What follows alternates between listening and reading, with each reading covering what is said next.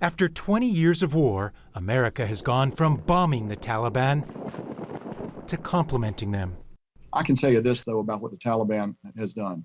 They established a firm perimeter outside of the airfield to prevent people from coming on the airfield during our departure.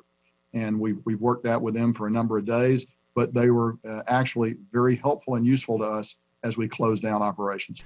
The U.S. military released this photo they say is the last U.S. commander on the ground at Kabul airport boarding the last U.S. military flight out of Afghanistan.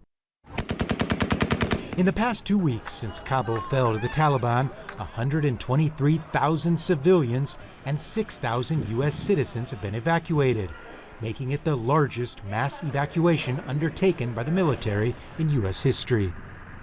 Secretary of State Antony Blinken estimated under 200 U.S. citizens were still in Afghanistan who wanted to leave but couldn't, and called on the Taliban to live up to their pledge to allow them to do so.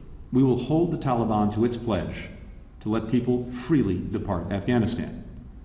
The Taliban is committed to let anyone with proper documents leave the country in a safe and orderly manner. They said this privately and publicly many times.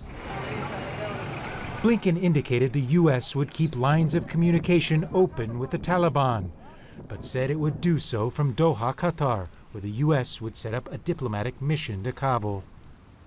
The U.S. has ended its presence in Afghanistan, but not necessarily its involvement. But what would future U.S. involvement in Afghanistan look like? President Joe Biden is expected to address that very issue in a speech on Tuesday.